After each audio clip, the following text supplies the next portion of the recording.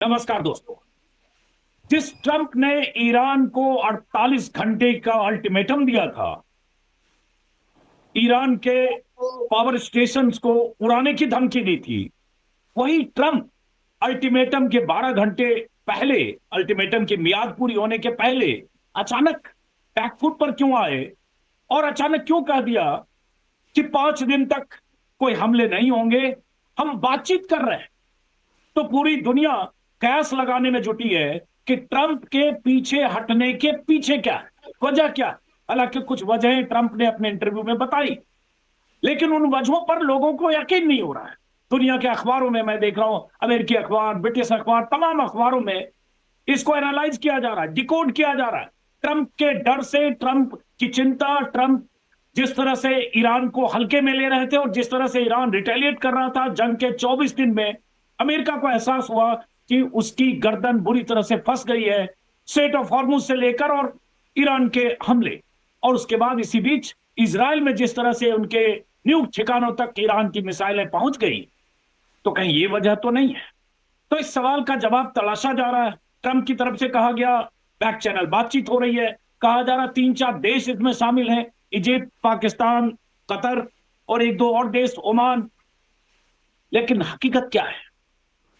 क्यों ट्रंप ने कहा कि 5 दिन हमला नहीं करेंगे और तुरंत बाद ईरानी स्पीकर की तरफ से जवाब आ गया कि यह फेक न्यूज है? क्यों ईरान अभी भी हमले कर रहा है और क्यों ट्रंप के कहने के बाद एक तरह से सीज फायर 5 दिन के लिए और नेतन्याहू की तरफ से आया कि हम हमले जारी रखेंगे?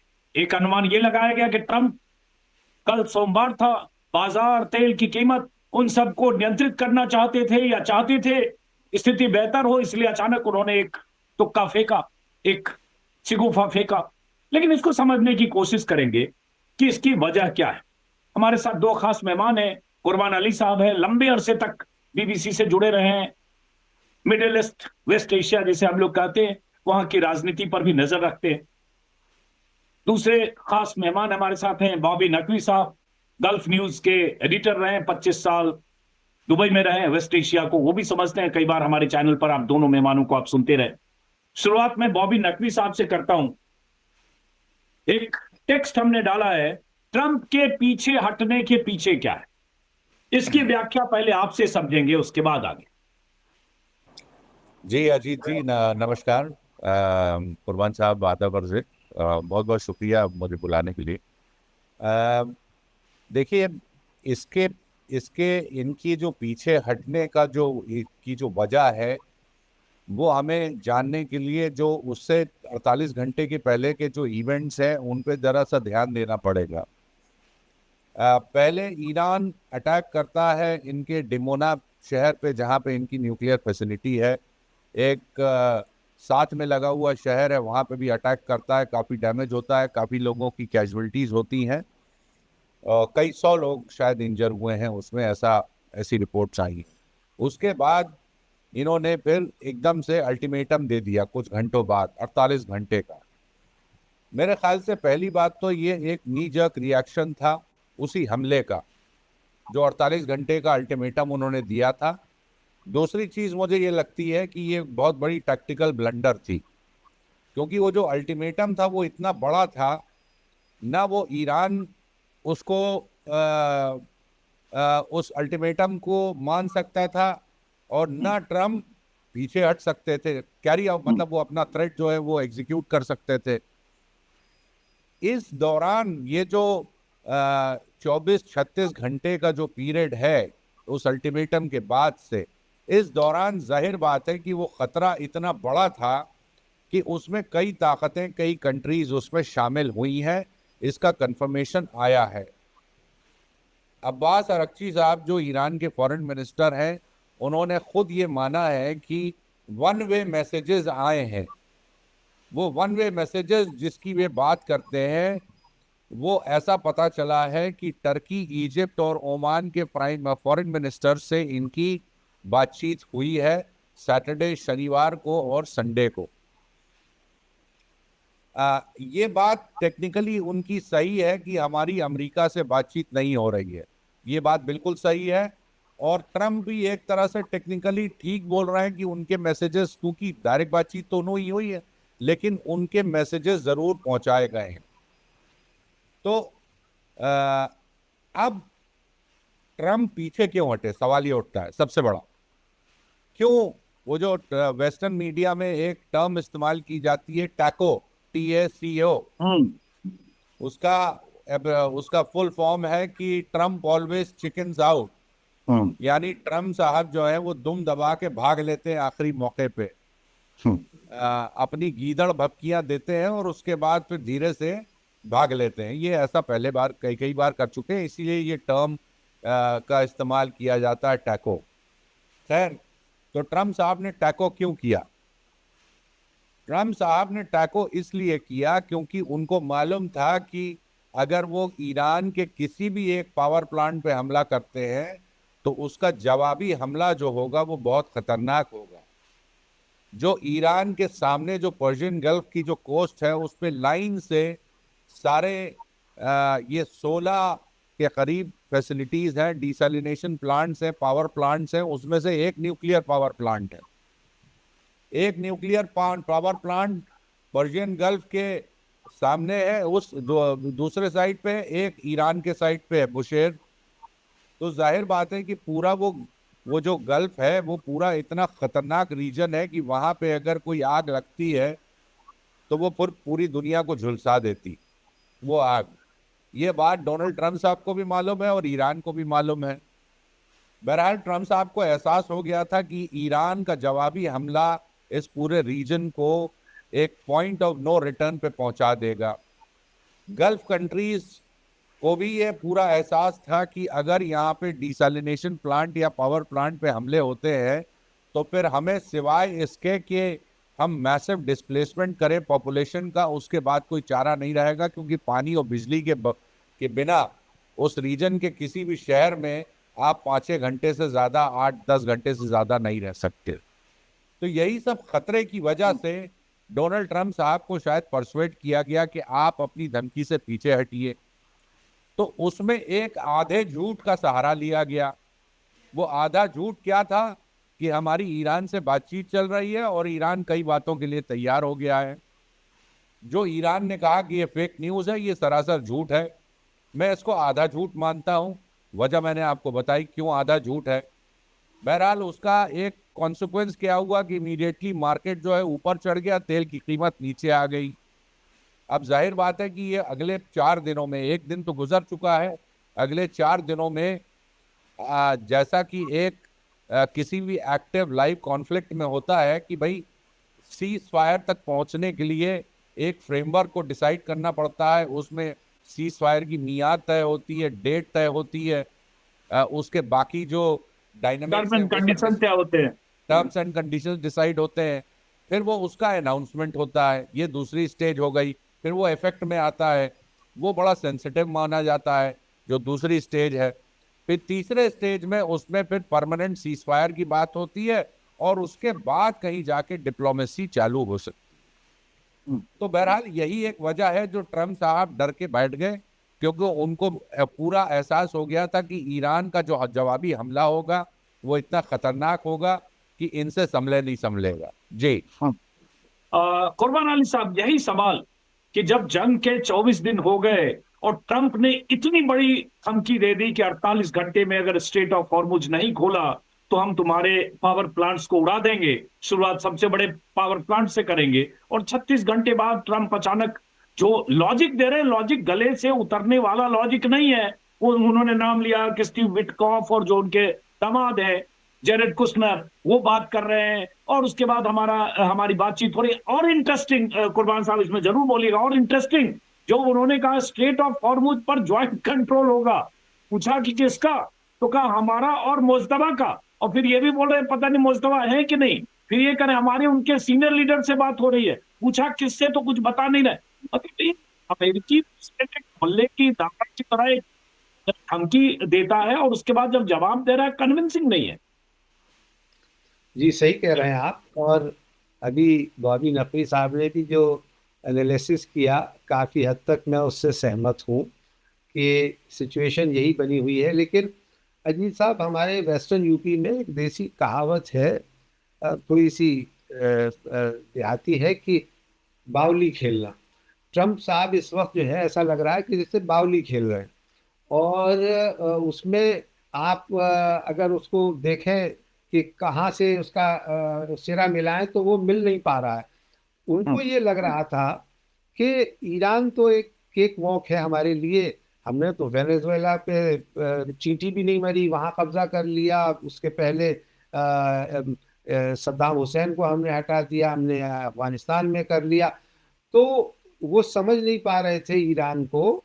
और एक चीज यहाँ ये बहुत जरूरी है कि देखिए, ईरान की जहाँ तक मिलिट्री पावर की आप बात करें तो कोई 19-20 का फर्क नहीं है, बल्कि 10 और 20 का फर्क होगा अगर आप उस पैमाने पर देखें तो, इसराइल और अमेरिका के मुकाबले में। नहीं, और लेकिन एयरफोर्स और नेवी में देखेंगे तो 10 और 100 का भी फर्क हो सकता है भाई। जी उसके पास 600 तो F-35 है। बिल्कुल। तो मैं यही कह रहा हूं कि लेकिन बावजूद इसके ईरानियंस में एक कला है जो पिछले 50 साल से हम देख रहे हैं, और वो है नेगोशिएट करने की कला, बातचीत करने की कला, और दूसरी स्ट्रेटेजी बनाने की। मास्टर स्ट्रेटेजिस्ट हैं। अब ये तो आपने देख ही लिया पिछले 25 दिनों में कि जहां 10 और 100 का मुकाबला हो, उसमें वो अमेरिका और इसराइल को इस बात के लिए मजबूर कर दे कि वो एक तरफा तौर पे जंगबंदी का ऐलान करे। तो ये कोई मामूली चीज नहीं। और इसको दुनिया ही शायद ईरान को हल्के में ले रही थी और ये समझ रही थी कि साहब हफ्ते 10 दिन में तो खत्म हो जाएगी, रिजीम चेंज हो जाएगा, और वहाँ जिसे ट्रम्प चाहेंगे, रजा पहलवी के बेटे को उन्होंने तैयार कर रखा था, उसको वो जाके ईरान का प्रेसिडेंट बना देंगे। वैसा हुआ नहीं। दूसरा, स्ट्रेट ऑफ हॉर्मूज को इन्होंने समझा ही नहीं। अब ये इनके गले की हड्डी बन गया है कि पूरी दुनिया की इकोनॉमी तो दरअसल यहाँ पे रुकी हुई है, और अगर स्ट्रेट ऑफ हॉर्मूज पे ईरान का कब्जा रहा या ईरान ने वहां कुछ थोड़ी सी भी तबाही मचा दी तो माफ कीजिएगा, तो पूरी दुनिया का शेयर बाजार और तेल मार्केट जो है उसमें हड़कंप मच जाएगा। और वो हड़कंप मच गया था थोड़ा सा ही करने पे। बावजूद इसके इनको ये समझ में नहीं आ रहा था, इसीलिए उन्होंने ये बयान दे दिया कि हम कंट्रोल करेंगे। अरे भाई, तुमसे क्या मतलब, कहाँ से करोगे कंट्रोल, क्या करोगे? ये सिचुएशन कुछ बिल्कुल वैसी ही है जैसी 1956 में सुएज कैनाल क्राइसिस के वक्त बनी थी। और उस वक्त अमेरिका तो का रोल थोड़ा कम था, ब्रिटेन उसमें जरा ज्यादा अपनी दादागिरी करने की कोशिश कर रहा था, और उस वक्त उसको फिर बैकफुट पर आना पड़ा था और फिर एग्रीमेंट करना पड़ा था। यही स्ट्रेट ऑफ हॉर्मुज के साथ भी होगा। लेकिन आप देखिए कि वो ईरान जिसकी मारक क्षमता मिसाइल की 2000 मील से ज्यादा नहीं है, वो 4000 मील दूर डिएगो गार्सिया में हमला कर दे रहा है अमेरिकी अड्डे पर।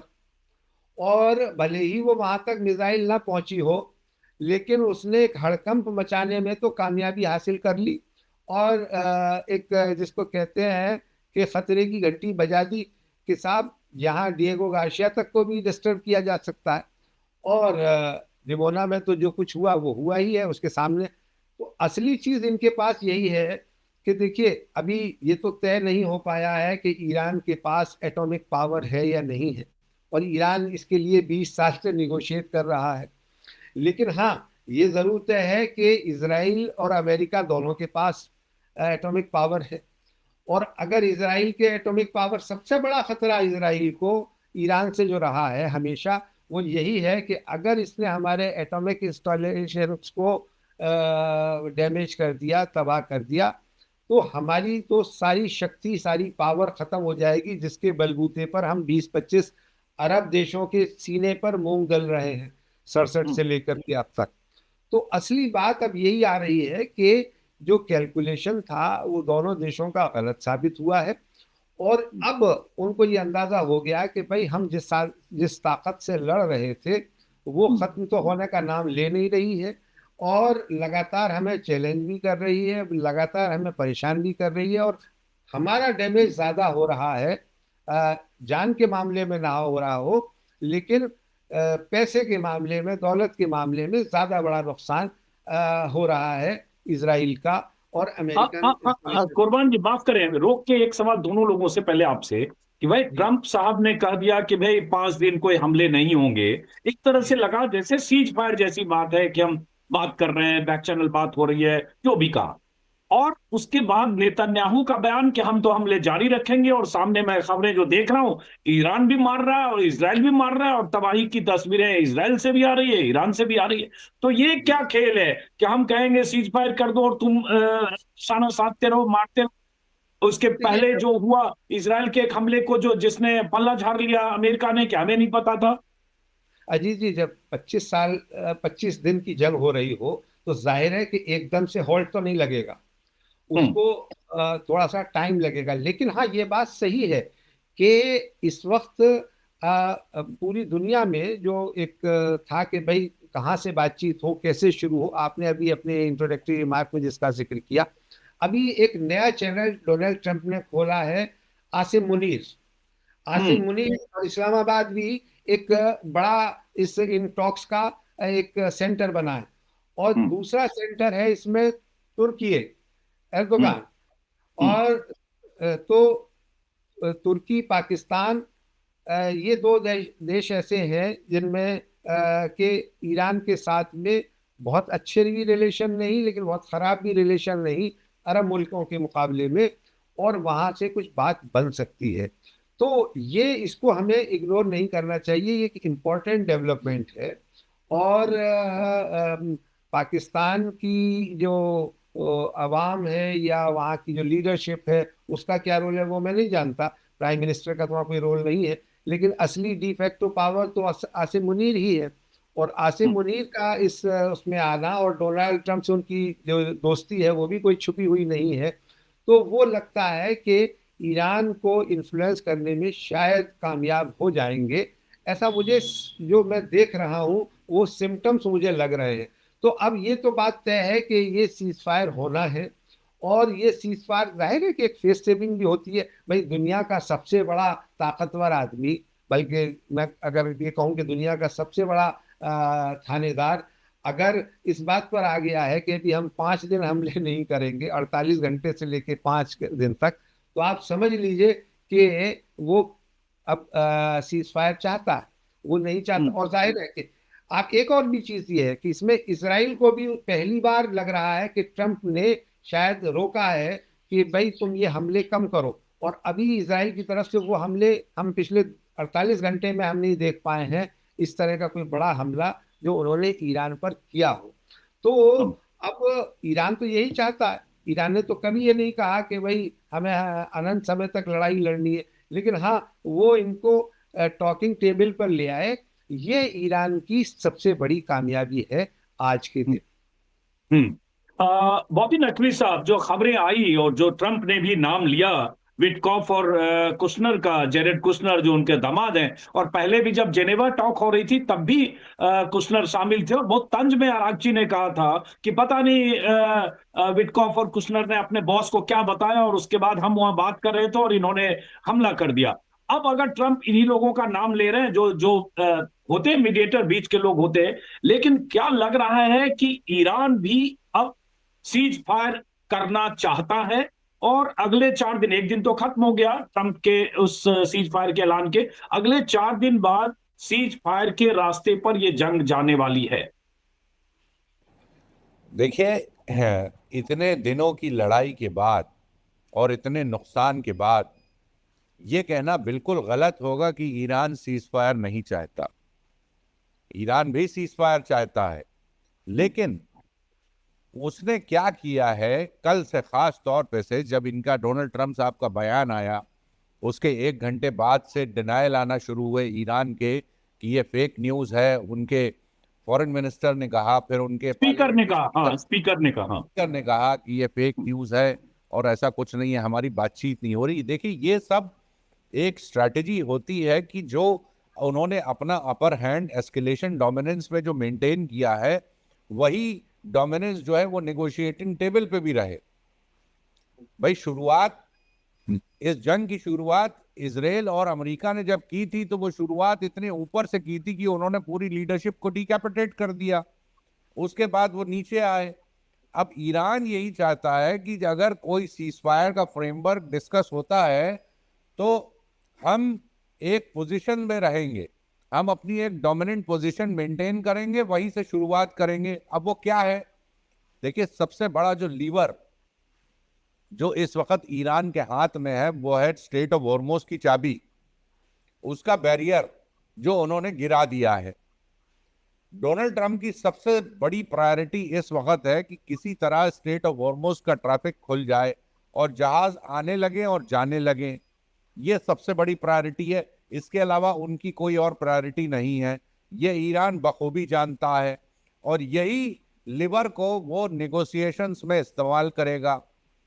इसीलिए शायद शायद डोनाल्ड ट्रंप साहब ने कहा था कि मैं और आयतुल्ला साहब दोनों मैनेज करेंगे, जो भी आयतुल्ला हैं वहां के, समझे आप।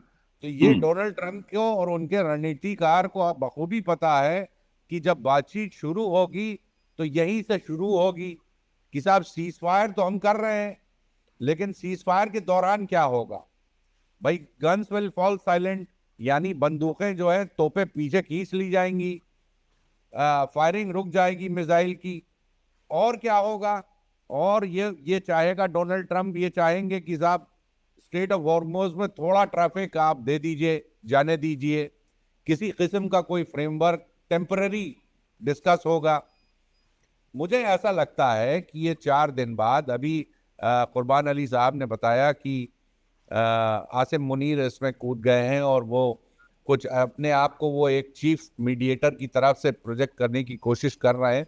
हो सकता है ये बात सही हो सकता है क्योंकि ईरान के पड़ोस का मामला है और अमेरिका और डोनाल्ड ट्रंप और आसिम मुनीर की कुछ रिसेंट इस साल में पिछले 12 महीने में इंटरेक्शंस भी हुए हैं।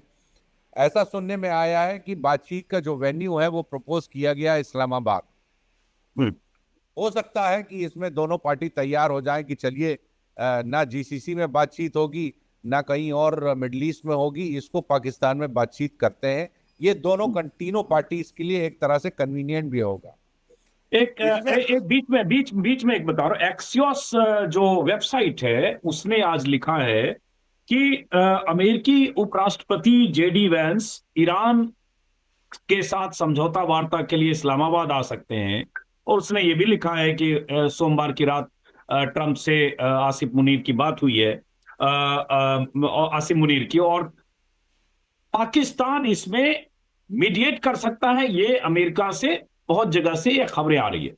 अब एक सवाल है मेरा, वो दोनों लोगों से पूछूंगा कि लेकिन ईरान की तरफ से कौन बातचीत में शरीक होगा, इसको लेकर बहुत तरह के सवाल और द्वंद्व है। सुप्रीम लीडर मारे गए, उनके बाद जो मुस्तफा खामेनेई है वो किस हाल में है, कहां है, कितने जख्मी हैं, बातचीत करने की स्थिति में है कि नहीं, इसको लेकर 100 सवाल है। ज्यादा चांस है वो किसी टॉक्स में शामिल नहीं हो सकते। अब उसके बाद 4 लोग बचते हैं जो आप जिनको देख रहे हैं, चाहे वो मसूद पेजेश्कियन हो, चाहे विदेश मंत्री अरागची हो, चाहे जो स्पीकर हैं वहां के वो हो, या आईआरजीसी की कोई लीडरशिप कमांडर ऐसी बातचीत में शामिल होने जाएगा नहीं। और इसमें से 1-2 लोग ऐसे भी होंगे जो टॉप उनके टारगेट भी हैं। तो ईरान की तरफ से कौन बात कर सकता है? अजीत जी, ये जो है इमेटीरियल है कि ईरान की तरफ से कौन। ईरान कि यहाँ ये मसला ही नहीं है कि कौन उसको रिप्रेजेंट करेगा। आपको मालूम है कि 27 फरवरी को जब जिनेवा में बात हो रही थी, यूएस के साथ बात हो रही थी और बात तकरीबन हो चुकी थी, 99% ये कहा जाता है कि सारी चीजें तय हो गई थी।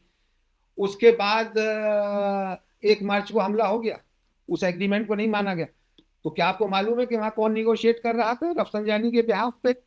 20 साल टॉक्स चली हैं अमेरिका के साथ ये सैंक्शंस को हटाने में, और उसमें बराक ओबामा जैसा बहुत ही प्रैग्मेटिक आदमी, उसने कहा कि मतलब उसने अपना सिर नोच लिया कि भाई क्या लोग हैं ये लोग, इनकी निगोशिएशन पावर्स क्या हैं, ऐसे बेहतरीन निगोशिएटर्स हैं कि इन्होंने हमें नाकों चने चबवा दिए। और कभी भी अपनी, यानी आप देखिए कि भाई पिछले 40 साल से 50 साल होने जा रहे हैं, तकरीबन 47-48 साल हो गए। आप जो मुल्क सैंक्शन से घिरा रहा, 10 साल जिसका ईरान और इराक वॉर हुआ, उसमें भी इराक के पीछे अमेरिका ही खड़ा रहा था, और बावजूद उसके वो खत्म नहीं हुआ। तो इसमें स्पीकर आएंगे या कौन मिनिस्टर आएंगे, इसका कोई मतलब ही नहीं है। अभी तक ईरान का जो फेस है, यानी इन्होंने सारी कोशिशें कर ली कि किसी तरह से फूट डलवा दी जाए रिजीम चेंज के नाम पे। ये भी स्टोरियां प्लांट की गई कि 50% से ज्यादा ईरान की आबादी जो है वो मौजूदा रिजीम के खिलाफ है। वो चाहती है कि साहब रिजीम चेंज हो जाए और अमेरिका जैसा चाह रहा है वैसा कर लिया जाए, इससे हमारी इकोनॉमी बेहतर हो जाएगी, हमारे यहाँ जो महंगाई है वो ख़त्म हो जाएगी। लेकिन हमने ईरान की मौजूदा गवर्नमेंट की हिमायत में तो लाखों लोगों को प्रोटेस्ट में शामिल होते हुए देखा है तेहरान की सड़कों पर, लेकिन हमें ऐसा कोई मंजर नहीं दिखाई दिया, ऐसी कोई खबर नहीं दी जो ये कहे कि नहीं साहब ये रिजीम चेंज होनी चाहिए। और ईरान को तो छोड़ दीजिए, ईरान के जो लोग बाहर निर्वासित हैं, चाहे वो तुर्की में है या लंदन में है या अमेरिका में है, कि वो भी कहीं इकट्ठे होकर के आए हों 10-20-50 हज़ार कि हाँ साहब ये रिजीम खत्म होनी चाहिए। तो जो आपका सवाल है ना कि कौन, सवाल वो नहीं है, सवाल ये है कि ईरान अपनी शर्तों पर अब बातचीत करेगा। वो इस वक्त बहुत ही पावरफुल सिचुएशन में आ गया है, क्योंकि अब वो तो तैयार है लड़ने के लिए, उसको तो मालूम है कि उसको खत्म होना है। वो फाइट टू फिनिश की लड़ाई लड़ रहा है और उसको मालूम है कि उसकी हिमायत में कोई आने वाला नहीं है, ना चीन आएगा, ना रूस आएगा, ना कोरिया, नॉर्थ कोरिया आएगा। उसको अपनी लड़ाई खुद लड़नी है। और सारे अरब कंट्रीज आप ये देखिए जिनके बीच में है वो मौजूद, वो सब उसको तबाह बर्बाद करने पे तुले हुए हैं। बावजूद इसके अगर ये बात निकल करके आ रही है कि अमेरिका ईरान से बात करना चाहता है, तो समझिए कि ये ईरान की बहुत बड़ी फतह है। और ये वहाँ की आवाम के लिए इतना बड़ा, जिसको हौसला कुन कहते हैं, इतनी उसकी हिम्मत बढ़ाने वाली बात है कि 25 दिन में आपने तो बिल्कुल तहस नहस कर दिया, पूरी दुनिया से उसका संपर्क काट दिया। लेकिन उसने सिर्फ स्ट्रेट ऑफ हॉर्मुज एक हथियार का इस्तेमाल करके अब पूरी दुनिया को मजबूर कर दिया है कि वो उसके साथ आकर के बात करे, क्योंकि मालूम है कि वो गले की हड्डी ऐसी बनी हुई है स्ट्रेट हॉर्मुज, न निगलते बनेगी ना उगलते बनेगी।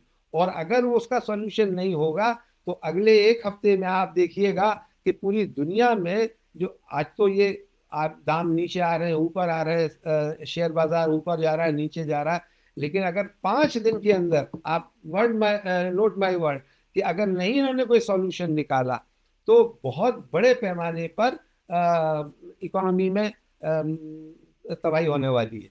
और इसलिए चलिए।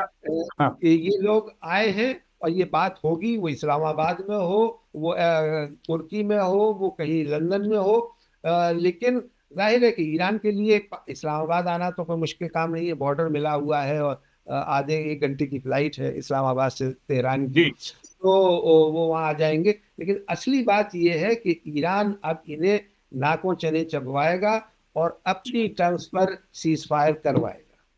हाँ, चलिए, आखिरी बात जो आपने कही, अपनी टर्म पर सीज फायर करवाएगा, मैं उसी सवाल को रिफ्रेम करके फिर से बॉबी नकवी साहब आपसे पूछ रहा हूँ, क्योंकि उस सवाल पूछने का मेरा भी आशय ये है कि ईरान में भी लीडरशिप में तरह तरह के कॉन्ट्राडिक्शन होंगे। आईजी जो रिवोल्यूशनरी गार्ड है, उनके किससे कैसे रिलेशन है और क्या कैसे रिएक्ट करते, जैसे जब मुस्तफा खामेनेई का पहला बयान सुप्रीम लीडर बनने के बाद रिटर्न बयान आया तो उन्होंने कुछ शर्तें बताई कि अमेरिका से किन शर्तों पर बात होगी, मुआवजा भी चाहिए, जो वेस्ट एशिया के बेस है वहां से भी हटे, और गारंटी दे कि दोबारा ऐसा अटैक नहीं होगा। इसी तरह की बात बाद में मसूद पेजेश्कियन ने भी, विदेश मंत्री ने भी, स्पीकर ने भी, सबने एक तरह की बात की। अब वहां को जितना मैं पढ़ के समझने की कोशिश करता हूं कि वहां भी जो रिवोल्यूशनरी गार्ड के कमांडर्स हैं वो थोड़े हार्डलाइनर हैं, स्पीकर हार्डलाइनर हैं, अली लारिजानी जो मारे गए वो हार्डलाइनर थे। अब मैं उस हार्डलाइनर सॉफ्ट लाइनर कंडीशन उसको समझना चाहता हूं, इसलिए कि अमेरिका की तरफ से जो खबरें आ रही है, जैसे कल ट्रंप ने भी कहा कुछ प्रस्ताव और कंडीशन होंगे, आज गार्डियन अखबार ने 15 पॉइंट लिखे, अमेरिका भी का भी टर्म कंडीशन होगा। तो क्या कोई कॉन्फ्लिक्ट हो सकता है, या जो बात कहीं होगी किसी लीडरशिप से, वो जो वहां की हार्डलाइनर रिजीम है या जो आईजीआरसी के लोग हैं वो सब मान लेंगे? आईआरजीसी के, माफ करिए। देखिए, एक पिछले जो आप जब से मुश्तबा खुमैनी साहब का जो उनके जो इनॉग्रल जो उनका स्टेटमेंट था अपने उनका सुप्रीम लीडर बनने के बाद जो उन्होंने स्टेटमेंट दिया था कुछ दिनों बाद, उसमें जो कंडीशंस उन्होंने रखी थी वो आपने अभी बताई। उन कंडीशंस को ईरान के जो कई की ऑफिशियल्स हैं, इंक्लूडिंग मसूद पेजिशकिन है, अब्बास अरक्ची है, और पार्लियामेंट के स्पीकर, ये सारे लोग दोहरा चुके हैं। तो इसका मतलब है कि एक राय है, ये एक मैक्सिमलिस्ट पोजीशन है। देखिए, ईरान की सरकार को या ईरान की जो लीडरशिप है उनको भी इस बात का एहसास है कि इसमें से कोई भी कंडीशन जो है वो 4-5 दिनों में या हफ्ते भर में तो पूरी नहीं की जा सकती। जैसे कॉम्पनसेशन की बात आएगी तो कॉम्पनसेशन, भाई उसका भी एक पूरा कोई प्रोसेस होगा। फिर किन चीज़ों को कॉम्पनसेशन वो क्लेम करेंगे, कौन इसमें पैसा खर्च करेगा, इसमें माल कौन खर्च करेगा। दूसरी बात हुई कि साहब वो यूएस के बेसिस हटा दिए जाए। अगेन ये एक बड़ा लॉन्ग टर्म प्रोसेस होगा, ये इतनी जल्दी उसमें कुछ होने वाला नहीं है। तीसरी चीज़ जो है वो थोड़ा सा रिटोरिकल है कि हम इसका बदला लेंगे, जो शहीद हुए हैं हमारे, इसका बदला लेंगे। अब उसका क्या मतलब है, वो किस किस किस आदमी का सर चाहते हैं, वो तो शायद देखा जाए। मेरा कहने का मतलब ये है कि ये एक मैक्सिमलिस्ट पोजीशन है। देखिए, ठीक है, इसमें जो खास चीज जो है उसका इशारा अब्बास अरक्ची एक ट्वीट में कल या परसों वो कर चुके हैं। कल भी किया है, तो कल भी कल किया भी है। हाँ, स्ट्रेट उसका, ऑफ हॉर्मुज से जुड़ा हुआ। हाँ, जी जी, उसमें नेविगेशन उन्होंने और में उन्होंने कहा कि right to navigate and right, freedom freedom of navigation and freedom of trade दोनों साथ साथ चलेंगे। ये आइसोलेशन में नहीं चल सकता कि आप हमसे फ्रीडम ऑफ नेविगेशन मांग रहे हैं और फ्रीडम ऑफ ट्रेड हमारे पास है नहीं। तो जो ये 30 दिनों का जो बैन हटाया है, ईरान के अनसैंक्शन किया है, 140 मिलियन बैरल तेल बेचने की जो परमिशन दी है, जो तेल एट सी है, यानी जो ईरान की जो ये तेल की जो फैक्ट्रीज है वहां से निकल के और जहाज़ों पे लादा जा चुका है, उस तेल को बेचने की इजाज़त 30 दिनों के लिए दी है, उसको अनसैंक्शन किया है। मेरे ख्याल से इनकी पहली ये कंडीशन होगी कि इसकी मियाद और बढ़ाइए। आप इसको आप 2 महीने के लिए, 3 महीने के लिए, अगर आप चाहते हैं कि हम तेल का ट्रैफिक स्ट्रेट ऑफ हॉर्मुज को फिर से खोल दें, तो हमें भी वही आज़ादी मिलनी चाहिए कि हम अपना तेल किसी भी करेंसी में किसी भी कंट्री को बेच सकें, हम भी डॉलर कमा सकें। जाहिर बात है कि ईरान की पहली प्रायोरिटी कि वो डॉलर में बेचे, जो अभी तक वो बेच नहीं पा रहा है। तो मेरे ख्याल से ये सबसे बड़ी उनकी जो की डिमांड होगी वो यही होगी कि साहब हमें डॉलर में तेल बेचने की परमिशन दी जाए। यानी जो इनका जो स्विफ्ट जो सिस्टम है जिससे पेमेंट का वो होता है, उसमें ईरान को पेमेंट एक्सेप्ट करने की परमिशन दी जाए। दूसरी बात होगी कि स्ट्रेट ऑफ हॉर्मुज को खोलने का फ्रेमवर्क क्या रहेगा। क्या अब प्री 28 फरवरी वाला स्टेटस हो जाएगा, या उसमें कोई तब्दीली करेंगे, या इसको कोई जॉइंट मैनेजमेंट होगा। भाई सीज फायर की मॉनिटरिंग कौन करेगा? सीज फायर जो है स्ट्रेट ऑफ हॉर्मुज में, उसकी मॉनिटरिंग कैसे होगी? भाई कोई आईआरजीसी का कोई कमांडर एक छोटी बोट ले जाके घुसेड़ दे किसी शिप वेसल में, वो जिम्मेदारी कौन लेगा? यानी उसका फ्रेमवर्क क्या होगा, कितने जहाज आएंगे, कितने, ये सब मेरे ख्याल से मसौदा, ये 2 चीजों पे डिस्कशन शुरू होगा। और तीसरा जो इंपॉर्टेंट जाहिर बात है कि वो सीज फायर अगर होता है, टेम्पररी सेसेशन ऑफ हॉस्टिलिटीज जो टेक्निकल टर्म है, उसका फ्रेमवर्क क्या होगा, मियाद क्या होगी उसकी, कब इफेक्ट में आएगा, उसकी मॉनिटरिंग कैसे होगी।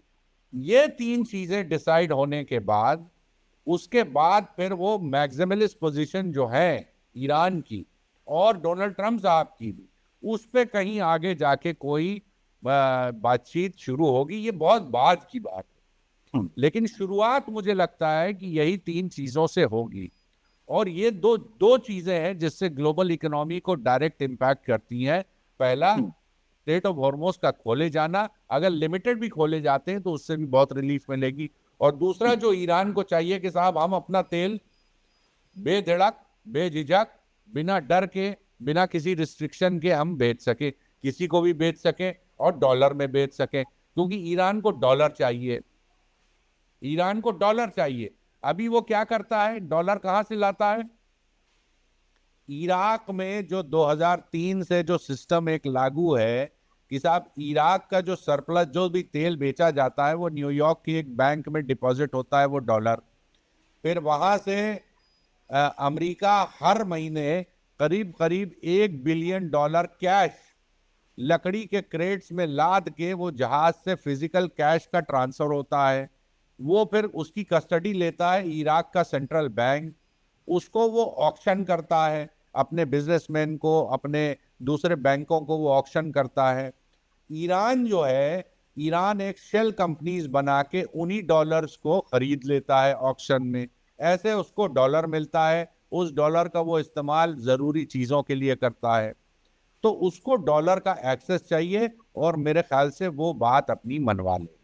अगर डॉलर डॉलर डॉलर में ना भी मनवा पाए तो कम से कम इस बात के लिए डोनाल्ड ट्रंप को तैयार कर लेंगे कि जो 30 दिनों के लिए आपने अनसैंक्शन किया है उसको आप 60 दिन कर लीजिए या 90 दिन कर लीजिए। ये मेरे ख्याल से यहीं से शुरुआत होगी इसकी। कुर्बान साहब, एक सवाल है कि फिर इस जंग का, चूंकि आपने भी कहा सबको लगता है कि हाँ सीज फायर की प्रक्रिया शुरू होगी, अमेरिका के लिए टेक अवे क्या है, ट्रंप के लिए, उस दादा के लिए जो सरगना की तरह बात कर रहा है, जो अचानक वेनेजुएला के प्रेसिडेंट को किडनैप कर लेता है दरअसल, और जो 21 फरवरी को हमले करके पूरी लीडरशिप की किलिंग करता है और उसके बाद जंग में 24वें दिन आकर फंसता है। तो उसके लिए टेक अवे क्या है? उस दादा की छवि के लिए क्या टेक अवे है? पूरे अमेरिका में बवाल मचा है कि ट्रंप ने गर्दन फंसा दी, अमेरिका की फजियत कर दी। दशकों बाद अमेरिका की फजियत 24 दिन में हो गई, कहीं तो 10-20 साल लड़े भी, या तो 24 दिन में गर्दन फंसी। दूसरा, ईरान के लिए टेक अवे क्या है, जिसको पूरी दुनिया ने ये मान लिया था कि लीडरशिप को मार दिया, हो सकता है 48-72 घंटे में ईरान घुटने टेकेगा। क्या टेक अवे है दोनों के लिए अगर सीज फायर किसी कंडीशन पर होती है तो? जी तंजीम साहब, आपके सवाल का मैं जवाब दूं उससे पहले आपका जो पहला सवाल था बॉबी नकवी साहब से, और आप कह रहे थे कि साहब ईरान की तरफ से कौन बात करेगा, आप इसको लेके परेशान हैं कि साहब वहाँ क्या कोई नहीं, डिवाइडेड हाउस है? नहीं, मैंने कहा कि वहां भी नहीं, कॉन्फ्लिक्ट है, मैं सिर्फ इतना कह रहा था। मैं सिर्फ उसी को समझाने की कोशिश कर रहा हूँ कि देखिए, आप जानते हैं एक शेर मैंने पढ़ा था कि दूसरे कॉन्टेक्स्ट में, लेकिन यहाँ भी वो बिल्कुल मौजू होता है कि गम नहीं है मुझे अपने मिटने का, मुंतजिर हूं मैं उसके पिटने का। अब किसने इसका कहा? तर्जुमा ये कर लीजिए कि पिटने की जगह मुंतजिर हूं मैं उसके झुकने का। ईरान की इस वक्त सारी कोशिश यही है कि ये वॉर रुके और ये टॉकिंग टर्म्स पे आए और तब फिर हम अपनी बात करें। बॉबी नकवी साहब ने तो वो सारी चीजें बताई कि जो बातचीत में आ सकती है या आएंगी या आनी चाहिए, या जो इशू कंटेंशियस इश्यूज है जो ईरान को फेस कर रहे हैं। जाहिर सी बात है कि वो जो सैंक्शंस थे पिछले 40 साल से लगे हुए, वो 1 महीने के लिए भी हटे हैं और लिमिटेड हटे हैं। वो 3 महीने 6 महीने कितना हटेंगे ये अलग बात है, लेकिन फिलहाल बात ये टेक अवे की जो आप बात कर रहे थे वो यही है कि ट्रंप साहब को और नेतन्याहू को ये समझ आ जाना चाहिए कि आप जो तमाम दुनिया के अंतर्राष्ट्रीय कानूनों को धता बता करके, आपने यूनाइटेड नेशंस को, सिक्योरिटी काउंसिल को धता बता करके, जिस दिन आपने तय किया कि हमको ईरान को सबक सिखाना है, आप आ गए उसी तरह से जैसे आप इराक में आए थे WMD का बहाना बना करके। यहाँ तो कोई बहाना भी नहीं था।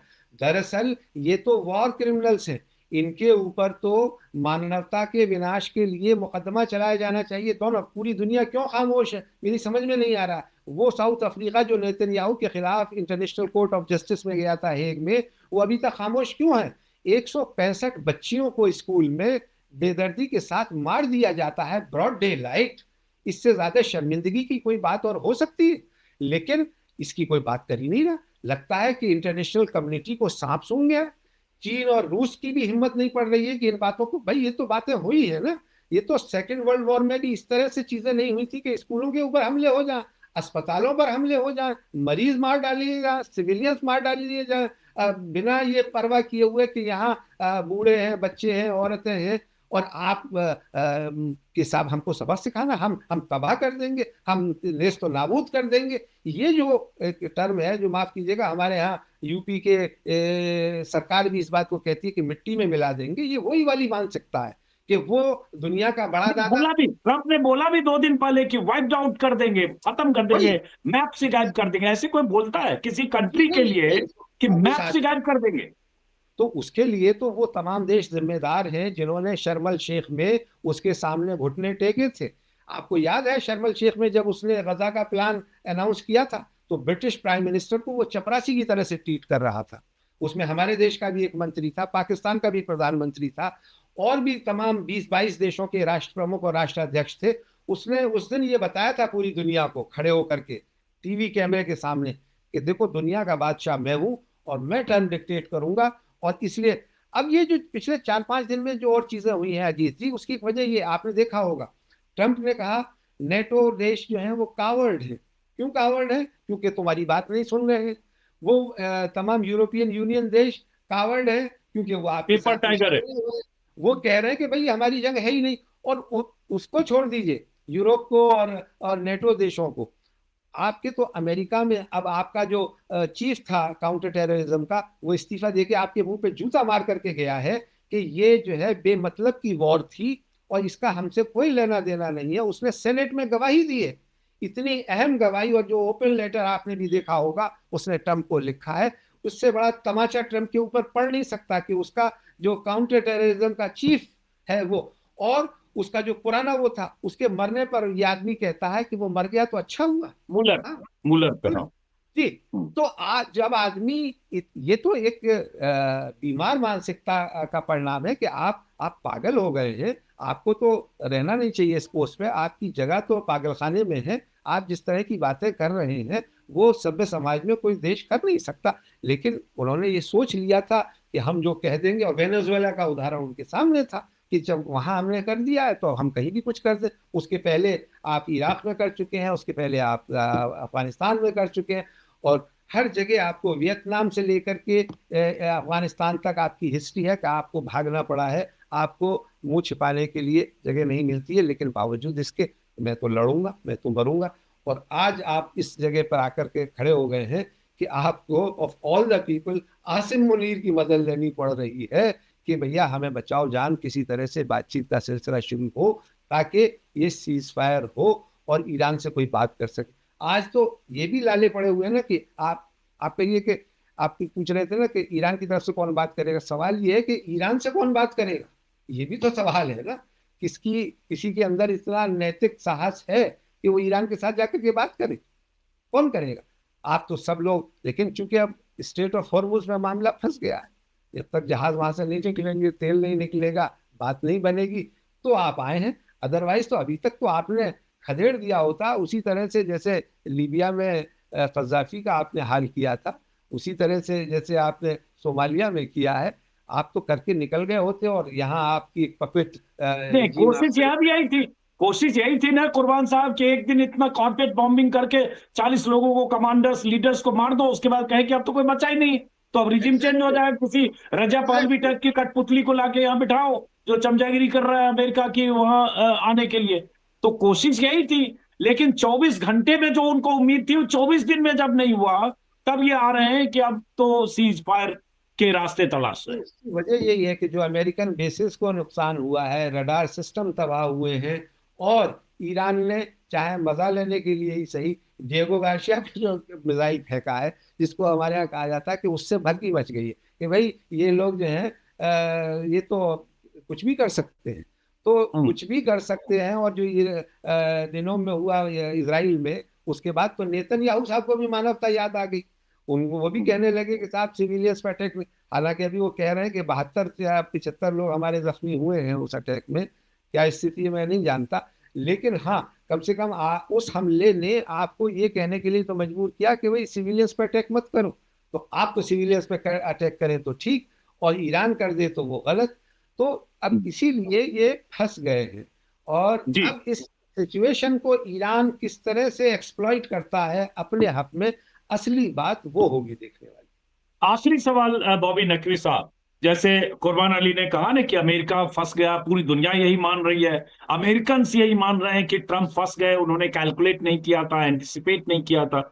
अब अगर टॉक्स के टेबल पर आते हैं, चाहे वो पाकिस्तान में हो, चाहे तुर्की में हो, चाहे जहां भी हो, चाहे विटकॉफ बात करें, चाहे जो जेरेड कुशनर बात करें, जो भी बात करें, पीट हेगसेथ बात करें, सवाल ये उठता है कि अब अमेरिका भी तो कुछ चाहेगा जब बातचीत के डील के टेबल पर है, होगी बात, और कुछ कंडीशंस आए अमेरिका की तरफ से कि ये सब 15 पॉइंट डील, जिसमें कोई कभी कोई न्यूक्लियर बम नहीं होगा बनाएगा, प्लस स्टेट ऑफ हॉर्मुज पे ज्वाइंट कंट्रोल की बात, और बहुत सारी चीजें। तो अमेरिका क्या चाहेगा और क्या टेक अवे है?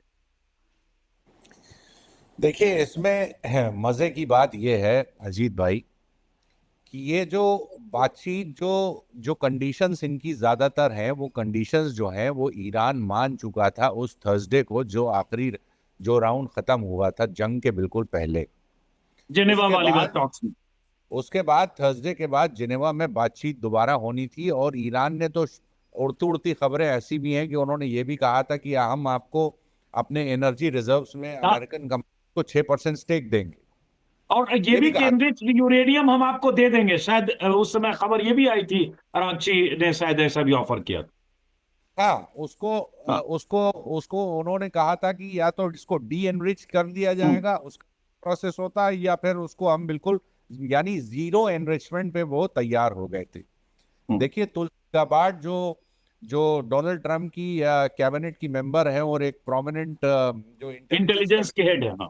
हम्म। की जो हेड है, उन्होंने साफ साफ कहा है कि 2003 से आयतुल्लाह अली खुमैनी साहब का फतवा है कि हम न्यूक्लियर वेपन्स परसू नहीं करेंगे। उन्होंने ये भी कहा कि ये फतवा जो है अभी भी वो इफेक्टिव है।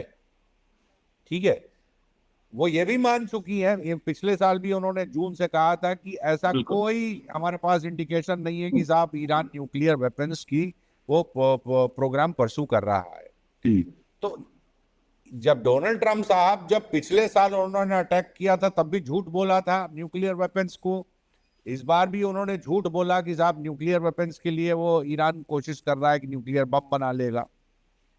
अब सवाल ये उठता है कि ईरान जब इस बार बातचीत जब भी शुरू होगी, तो क्या ईरान ये कह सकता है कि जिनसे आपकी बातचीत हुई थी, जिन्होंने आपसे कमिटमेंट किया था कि साहब हम आपको यूरेनियम वापस कर देंगे या जीरो एनरिचमेंट कर देंगे, तो वो तो सब खत्म हो गए, उन्होंने उनको तो आपने मार दिया। अब तो नई बात होगी, अब तो नई शुरुआत होगी। ये this can very well happen, I am telling you, ये बात बिल्कुल पॉसिबल है कि वो पुरानी बात आप भूल जाइए, नई बात अब नए तरीके से शुरू होगी। जैसा मैंने अभी थोड़ी देर पहले कहा, अभी सबसे बड़ी प्रायोरिटी इंटरनेशनल कम्युनिटी की और डोनाल्ड ट्रंप साहब की है।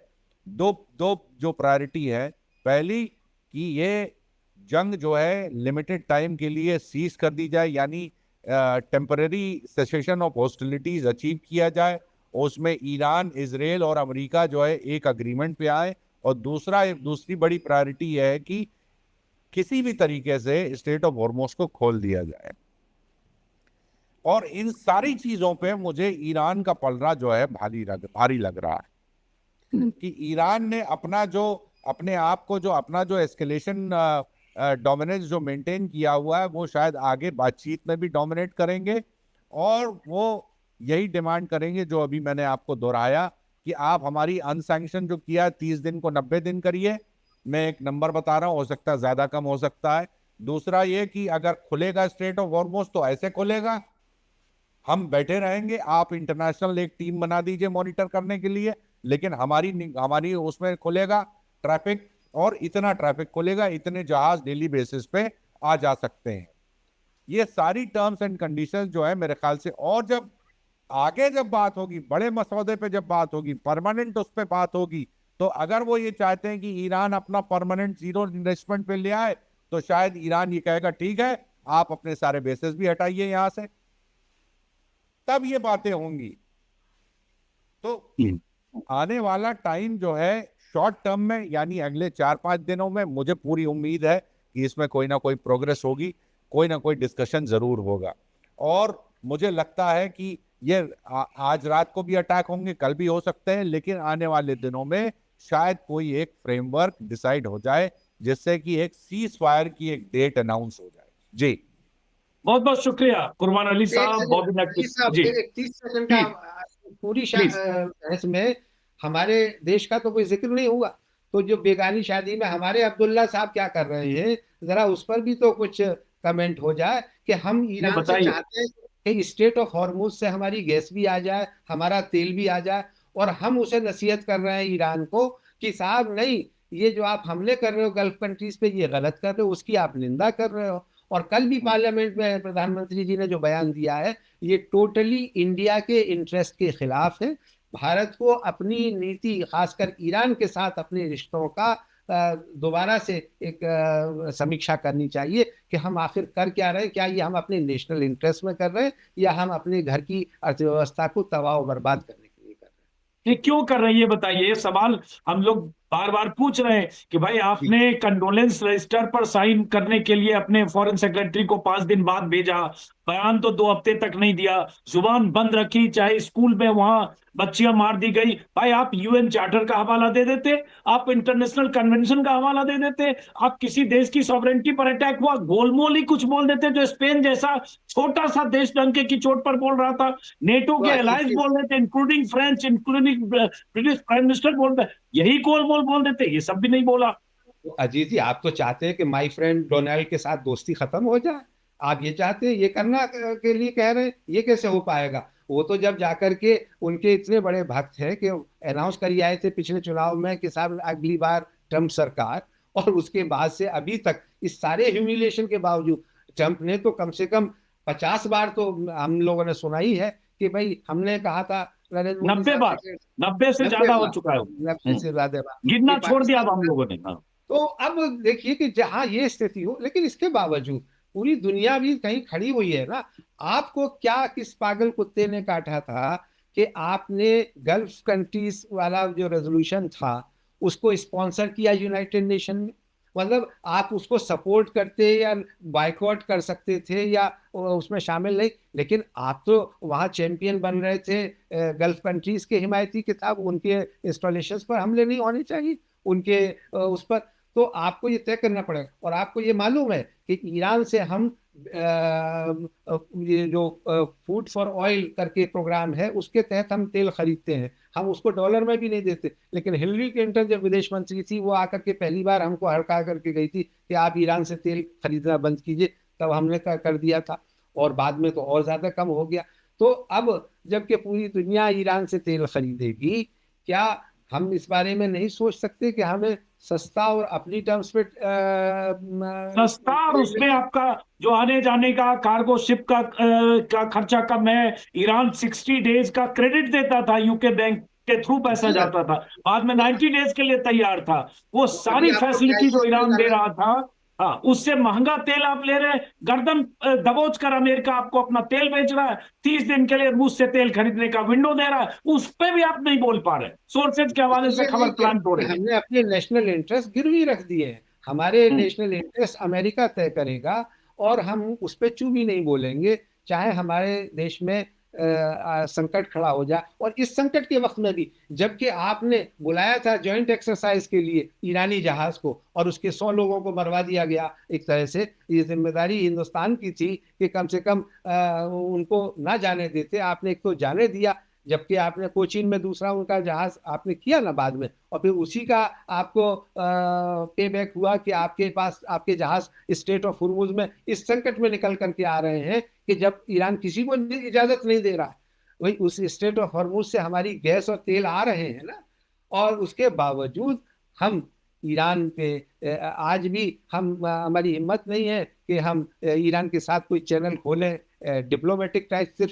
सिर्फ हमारे विदेश मंत्री बात करते हैं तो खबर ये आती है सिर्फ गैस और तेल के लिए बात की, इसके अलावा हमारी डिप्लोमेसी कोई नहीं है ईरान के साथ हुई। क्या ईरान के साथ हमारे सारे रिश्ते खत्म हो गए? जी। कुछ कहना चाहते हैं बॉबी नकवी साहब? जी, मैं एक बात ये कहना चाहता हूँ अजीत भाई कि अभी बहुत जल्दी है, लेकिन मुझे ऐसा लगता है, ऐसा एहसास होता है कि 2015 में जब बैरक ओबामा ने न्यूक्लियर डील साइन की थी ईरान के साथ में, तो जाहिर बात है वो खाली वो बैरक ओबामा की दिमाग की वो नहीं थी, पूरा एक सिस्टम उनके पीछे, उनकी पूरी इंटेलिजेंस कम्युनिटी का फीडबैक होगा, पूरी पेंटागन का होगा कि साहब इस डील का क्या नतीजा होगा। बहरहाल एक पूरा सिस्टम था, और उसको वो यूएस की पार्लियामेंट का भी अप्रूवल मिला था, कांग्रेस का भी मिला था, सब they were all on board. Donald Trump साहब जब आए थे पहले टर्म में, तो उन्होंने सबसे पहले काम ये किया कि उस डील को खारिज कर दिया कि साहब वो डील, और वो इसराइल के इन्फ्लुएंस पे किया था। मुझे ऐसा लगता है कि अब जिसे कहते हैं क्रूड लैंग्वेज में कि डोनाल्ड ट्रंप साहब जो तो है वो थूक के चाटने जा रहे हैं, और मुझे लगता है कि वो बैरक ओबामा साहब से बड़ी डील ईरान के साथ में साइन करेंगे आने वाले टाइम में।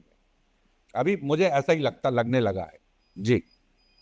चलिए, बहुत बहुत शुक्रिया फरमान अली साहब, बॉबी नकवी साहब। बातचीत होती रहेगी।